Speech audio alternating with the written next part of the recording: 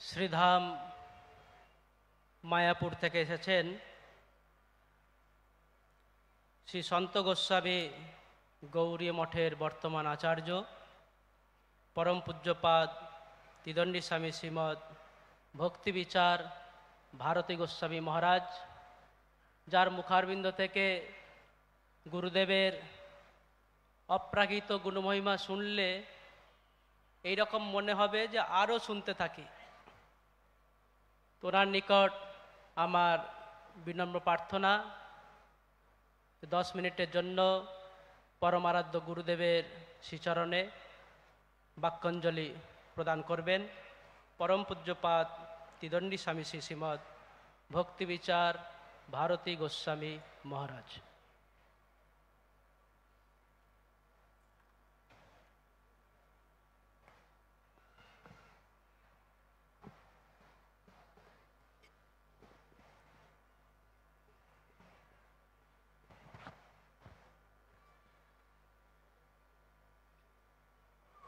वन्दे गुरुपदद्वन्द्वं भक्तवृन्दसमन्वितं श्रीनित्यानन्दप्रभुं वन्दे श्रीचैतन्यसहोदितं। नमो करुणामय विग्रहाय कारुण्यघनमूर्तये श्रीमद्भक्तिवल्लभ तीर्थस्वामिनिति नामिने। श्रीकृष्ण चैतन्य प्रभु नित्यानंद श्री अद्वैत गदाधर श्रीवासादि गौरभक्तवृंद। हरे कृष्ण कृष्ण कृष्ण हरे हरे, हरे राम राम राम हरे हरे।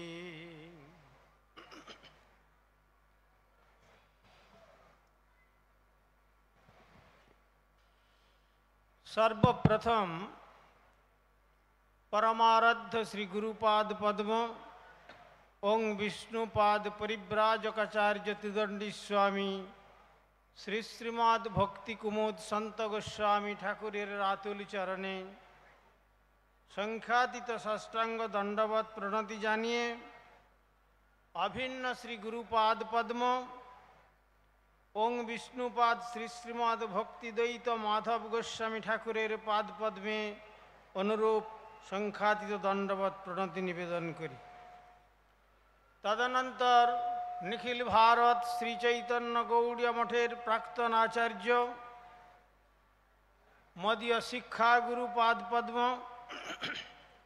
ओं विष्णुपाद श्री श्रीमद् भक्तिवल्लभ तीर्थ गोस्वामी ठाकुरेर पाद पद्मे अनंत कोटि दंडवत प्रणति जानिए वर्तमान श्री मठाचार्य ओं विष्णुपाद श्री श्रीमद् भक्ति विचार विष्णु गोस्वामी महाराजेर पाद पद्म वंदना करी। सपार्षद श्रील प्रभुपाद भक्ति सिद्धांत सरस्वती गोस्वामी ठाकुरेर श्रीचरण कमले अनुरूप दंडवत प्रणति जानिए धामभूषण स्वरूप त्रिदंडीपादगण मंचे समासीन आचार्य वृंद महाभागवत चरित कथा श्रवण पिपासु सुधी सज्जन वृंद ओ मातृमंडली सकल के प्रारंभे जनाई आमार हार्दिक सादर यथायोग्य वैष्णव अभिनंदन। गतकल आमार बक्तव्य के केंद्र करे केउ आमाके जिज्ञासा करेछिलेन जे आपनी बोललेन जे 3टी तीर्थेर शुभागमन हयेछे एखाने, तबे किसेर जन्य तीर्थ शुभागमन करेछिलेन से कथाटी तो आपनी बोलेननी। पुराणे एमन एकटी घटना घटेछिलो যে পাপীরা যখন সমস্ত তীর্থে গিয়ে স্নান করে পাপ নির্মুক্ত হয়ে চলে যাচ্ছেন, তখন সমস্ত তীর্থগণ গিয়ে ভগবানের চরণে প্রার্থনা জানালেন যে পাপীরা তো পাপ নির্মুক্ত হয়ে আমাদের বক্ষে ফেলে দিয়ে চলে যাচ্ছে, আমাদের গতি কি হবে?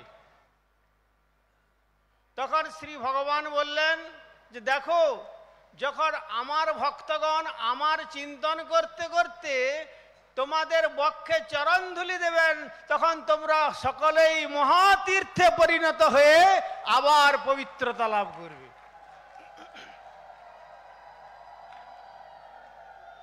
তো সেখানে তীর্থকে বলা হয়েছে যে মহাভাগবতগণ তীর্থে যাত্রা করবেন, কিন্তু আমি কাল বলেছিলাম যে না, তীর্থগণ সকলে এখানে এসছেন কেন না, যে মহাপুরুষের জন্মশতবার্ষিকী উপলক্ষে এই মহান তীর্থের আগমন হয়েছে, সমস্ত তীর্থগণ মনে করলেন যদি এই সুযোগ আমরা হারিয়ে ফেলি তাহলে তো আমাদের পাপ থেকে যাবে। সুতরাং আমরা এই সুযোগ বুঝে এই পরম মহান তীর্থস্বরূপ তীর্থ গোস্বামীর পাদ পদ্মে আমরা নিজেদেরকে পবিত্র করে দিই, সমর্পণ করে। বললে হয়তো বলতে পারেন যে কথাটা একটু বেশি হয়ে গেল নাকি? না, শ্রীমদ্ ভাগবতে বলেছেন ভবদ্বিধা ভাগবতাস তীর্থীভূতা স্বয়ং প্রভো তীর্থি কুর্বন্তি তীর্থানি স্বান্তস্থেন গদাভৃতা। অর্থাৎ পাপীর পাপমলিন তীর্থকেও যারা পুনরায় তীর্থত্বে প্রতিষ্ঠিত করতে পারেন তারাই হলেন শুদ্ধ ভগবত ভক্ত এবং পরম মহান তীর্থ স্বরূপ শ্রীল ভক্তি বল্লভ তীর্থ গোস্বামী মহারাজ। তাই শুধু তিন তীর্থ নয়, ত্রিবেণী সঙ্গম নয়, অনন্ত বিশ্ব ব্রহ্মাণ্ডের সমস্ত তীর্থ আজ এই আমাদের শ্রীপাদ বিষ্ণু মহারাজের সৌজন্যে এখানে এসে এই মহাপুরুষের চরণকে স্পর্শ করে তারা পরম পবিত্রতা লাভ করে হরিনাম সংকীর্তন করছেন।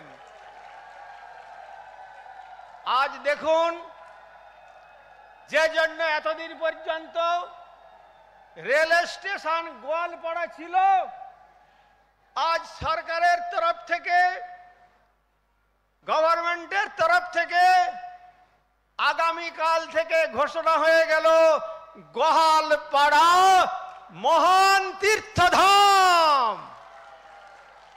তো দেখুন এই মহাপুরুষের কি প্রকার যোগ্যতা।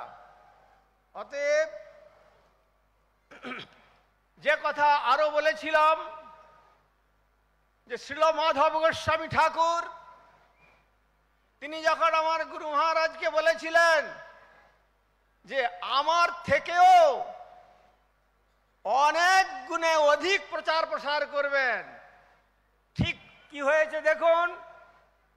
তিনি বলেছিলেন, তার প্রমাণ স্বরূপ আমি বলে দিচ্ছি, আমার গুরুদেবের জন্মস্থানকে পুনরায় প্রকাশ করবার মতো অনেকে চেষ্টা করেছিলেন, এমনকি আমিও চেষ্টা করেছি, সর্বাংশে পূর্ণ করতে পারি নাই, কিন্তু আমি চলে যাচ্ছি আমার স্নেহের ভক্তি বল্লভ তীর্থ মহারাজ সেই স্থানকে জগতের কাছে আবিষ্কার করে গৌড়ীর বিজয় বৈজয়ন্তী উড্ডীর করে দেবেন।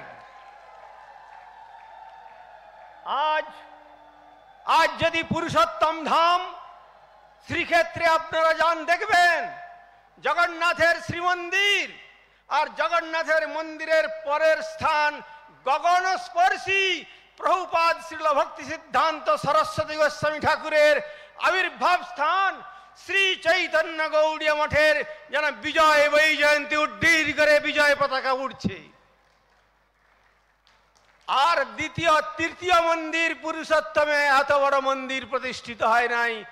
এই শ্রীমন্দির প্রতিষ্ঠিতের মূল কর্ণধার আমাদের পরম শ্রদ্ধেয় শিক্ষাগুরু পাদ পদ্ম শ্রীমদ্ ভক্তি বল্লভ তীর্থ গোস্বামী ঠাকুর। আর দেখুন, আজ যে সারা পৃথিবী ব্যাপী কৃষ্ণ ভাবনার চেতনায় অনুপ্রাণিত হয়েছে জগতের জীব, শ্রীল মাধব গোস্বামী মহারাজ আসমুদ্র হিমাচল প্রচার করে গিয়েছিলেন, কিন্তু পাশ্চাত্যে পাড়ি দেননি। যেটি পাশ্চাত্যে পাড়ি দেওয়ার দায়িত্বভার শ্রীল ভক্তিবল্লভ তীর্থ গোস্বামী ঠাকুরকে প্রদান করে গিয়েছিলেন। আজ তাই বর্তমান আচার্যদেব ঘোষণা করলেন, পাশ্চাত্যের 15টি দেশ থেকে যারা ইংরেজি যারা জানতো eat drink and be merry this is the human life, তারা জানতে পেরেছে human life is the mean for the service of supreme godhead lord Krishna by the mercy of Srila Bhaktiballabh Tirtha Goswami Thakur. সুতরাং এই যে কথা, এমন মহাপুরুষের জীবনে একবার তিনি কূপ থেকে মন্দিরের জল সেবা করতে গিয়েছিলেন। তখন শ্রী চৈতন্য গৌড়ীয় মঠের এত ঐশ্বর্য হয় নাই, সার্বজনীন কূপ থেকে জল তুলতেন ঠাকুরের রান্নার জন্য। শ্রীল মহারাজ জল তুলবার জন্য রান্নার জন্য গিয়েছেন। এমন সময় দেখছেন যে পাশের বাড়ির একজন ভদ্র মহিলা তিনিও জল তুলতে আসছেন। কি করবেন? আদর্শ বৈষ্ণব, তিনি তাড়াতাড়ি করে জল তুলে চলে আসবেন, আর সেই জল তুলতে গিয়ে উনার জল থেকে বালতি থেকে সামান্য জল ওই মহিলার বালতিতে পড়ে যায়। তখন নানা রকম অশ্রাব্য ভাষায় গালাগালি করেন, কিন্তু সে বুঝতে পারে না যে এই রকম মহাপুরুষের স্পর্শের জল শুধু ইহলোক নয়, পরলোক নয়, গোলক বৃন্দাবনে রাধা গোবিন্দের পাদ পদ্ম পর্যন্ত পৌঁছে দিতে পারে। কিন্তু তার পরিবর্তে তাকে গালাগালি দিয়েছিলেন। শুনে তার গুরুপাদ পদ্ম অত্যন্ত দুঃখ প্রকাশ করে ঘর থেকে বেরিয়ে এসে দেখলেন যে এই রকম ভদ্র মহিলাটি, ভদ্র মহিলা আর কি বলবো, অভদ্র মহিলা বললেই মনে হয় ভালো হয়, কিন্তু আমি তা বলবো না, ভদ্র মহিলা এইরকম কুৎসিত ভাবে গালাগালি করছেন। তখন শ্রীল ভক্তি মাধব গোস্বামী মহারাজের অশ্রু বয়ে পড়ল, আর বললেন যে এই রকম নিরীহ সাধুরও কি শত্রু থাকতে পারে জগতে? এটা আমার জানা ছিল না। এই রকম একজন নিরীহ সাধু, যাকে বলে সাধু, 100 ভাগের 100 ভাগ সাধুত্বে পরিপূর্ণ মূর্ত বিগ্রহ ছিলেন আমাদের ভক্তিবল্লভ তীর্থ গোস্বামী ঠাকুর। সুতরাং আমার গুরুপাদ পদ্ম এই সম্বন্ধে একটা কথা বলেছিলেন। তার গুরুপাদ পদ্মকে যখন শ্রীল ভক্তিবল্লভ তীর্থ গোস্বামী মহারাজের সম্বন্ধে কথা হচ্ছে, তখন আমার গুরু মহারাজ বলেছিলেন বেহালাতে, কলকাতা বেহালাতে বলেছিলেন যে শ্রীল মাধব মহারাজ, আমার মনে হয় কি জানেন, যেমন রাধারানীর 100 কোটি গোপী তারা সকলে মিলে শ্রীকৃষ্ণ সেবা করেন, কিন্তু রাধারানীর সঙ্গে যেমন কারো তুলনা করা যায় না, তেমনি আপনার হাজার হাজার শিষ্য থাকলেও এই ভক্তিবল্লভ তীর্থ গোস্বামী মহারাজের সঙ্গে কারো তুলনা করা যাবে না। যদি আচার্য করতেই হয় তাহলে এই মহাপুরুষকে আচার্যের আসনে অধিষ্ঠিত করে যান। তখন শ্রীল মাধব গোস্বামী মহারাজ বলেছিলেন, আপনি যা বলছেন আমি পূর্বে থেকেই সেই সিদ্ধান্ত করে রেখেছি। এহেন মহাপুরুষ শ্রীল ভক্তিবল্লভ তীর্থ গোস্বামী মহারাজ আজকে তার 100 বর্ষের শুভ আবির্ভাব তিথির পবিত্র লগ্নে আমি আমাকে আসতে পেরে নিজেকে খুব ধন্য এবং কৃতার্থ বলে মনে করেছি। তার শ্রীচরণ কমলে পুনঃ পুনঃ ধন্যবাদ প্রণতি জানিয়ে, এবং বর্তমান শ্রী চৈতন্য গৌড়ীয় মঠাচার্য আন্তর্জাতিক প্রবক্তা শ্রীল ভক্তি বিচার বিষ্ণু গোস্বামী মহারাজের পাদ পদ্মে বন্দনা করে সব শ্রোতা ভক্তবৃন্দ তথা শ্রীল মাধব গোস্বামী ঠাকুরের পার্সোনাল সেবক আমাদের শ্রদ্ধেয় মদন মোহন প্রভু তারও পাদ পদ্ম বন্দনা জানাই। অন্যান্য সমস্ত বৈষ্ণবগণের চরণ বন্দনা করে আমি আমার বক্তব্য এইখানে উপসংহার করলাম। জয় ওং বিষ্ণুপাদ শ্রী শ্রীমদ ভক্তিবল্লভ তীর্থ গোস্বামী ঠাকুর কি, মহান তীর্থ স্বরূপ তীর্থ গোস্বামী ঠাকুর কি, শ্রীল ভক্তিদয়িত মাধব গোস্বামী ঠাকুর কি, শ্রীল ভক্তি কুমুদ সন্ত গোস্বামী ঠাকুর কি, সপার্ষদ শ্রীল প্রভুপাদ কি। জয় জয় শ্রী শ্রী নিতাই গৌর প্রেমানন্দে। হরি হরি বল, হরি হরি বল, হরি হরি বল।